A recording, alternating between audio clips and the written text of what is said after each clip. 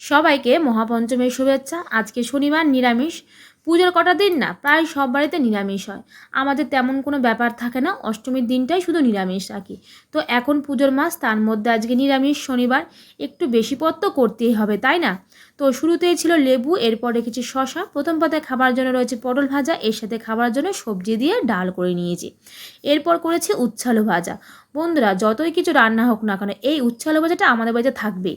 আজ করে নিয়েছি নারিকেলের পাতুরি, পুরোটাই নারিকেল বেটে করা। খেতে কিন্তু দারুণ হয়েছে। করেছি ফুলকপি আলুর তরকারি, একটু মাখা মাখা করে করেছি, এটাও কিন্তু খেতে ভীষণই ভালো হয়েছে। রয়েছে পনির আলুর তরকারি, একটু শুকিয়ে গেছে গো পনিরটা আজকে। শেষে আমসত্ত্বা খেজুর দিয়ে করেছি টমেটোর চাটনি। আর চাটনি করা মানেই তো পাঁপড় ঘরে থাকলে ভাজতেই হবে। আর এদিকে না জায়গা নেওয়া হওয়াতে না পুরো দইয়ের ভাতটা তোমাদের দেখিয়ে দিলাম। তো এই ছিল আমার পঞ্চমীর আয়োজন। কেমন হয়েছে জানিও।